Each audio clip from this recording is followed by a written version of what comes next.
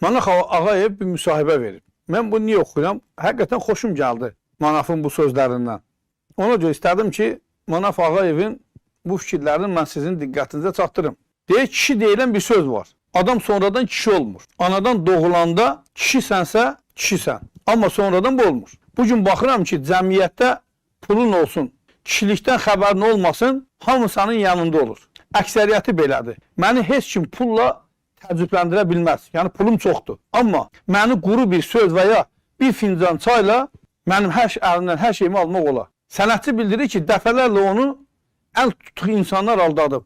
Görürəm ki, məni çox istəyir. Mənə diqqət ayırır. Bir sözlə, insanlığı ilə. Elə belə də olur. O qədər rayondan bir və ya iki dəfə yanıma gəlib 10 ədəd yumurta, 2 ədəd sopa gətirib sonra da mənə 200 min pul ver deyib gedənlər olub ki.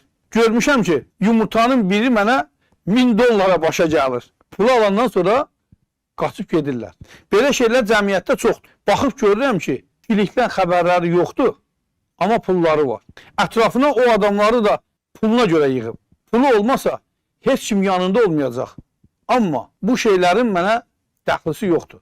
Manaf Ağayev xalq artistinin barəsində də danışıb. Deyir ki, bir dəfə Dilarə Dirəliyeva mənə dedi ki, harada yas var, toy var, bir sıxıntı var. Mənə bu dəvət elədiyim sizin camiyədəki insanlar deyir ki, Manaf oradadır.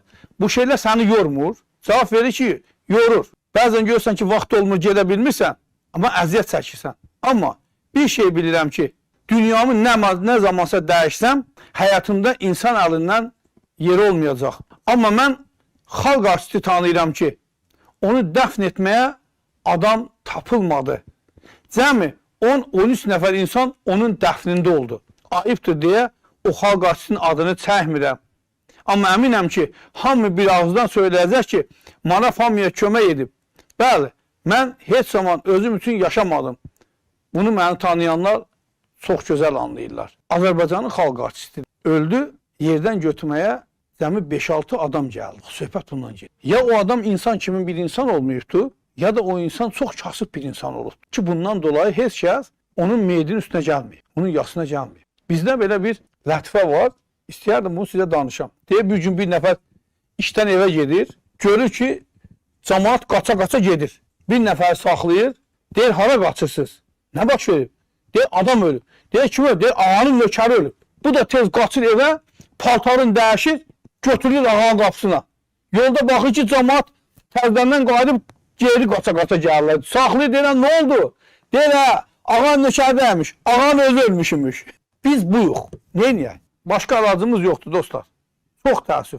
Kasıb olub onun üçün təbliğə yazıb. Varlı olsaydı, çoxları gələrdi. Türk oğlu. Manaf Ağayevi çox tərifləmə, bilmədiyiniz çox şeylər var. Mən burada Manaf Ağayevi təriflədim mi? Bir kəlmə mənim tərifimlə bağlı deyin ki, Manaf Ağayevi təriflədim. Təriflədim mi? Yox. Sadəcə onun açıqlamasını oxudum. Ki, bu acı reallıqdır. Bugün necə xalq artisti deyirsə ki, bir xalq artistinin ölüsünün yerdən götürməsinə 5 adam tapılmır və bizim 200-ümüz açıq ki, Azərbaycan xalqı budur. Kimin pulu var, onun ətrafında toplanır. Kimin pulu yoxdur, onun yanından qaçır. Mən bunu oxuyuram. Mən bunu demək istəyirəm ki, biz neçə ki düzəlməyəcəyik, neçə ki biz gerçək kişilərə dəyər vermək əvəzinə yalancıq kişilərə dəyər verəcəyik. Bizim aqibətimiz yaxşı olmayacaq. Yerimizdə sayacağıq. Bu qədər. Nəysə. Dostlar, sağollaşıram. Sağ olun. Sağlıqla qalın. Allah'a emanet olun.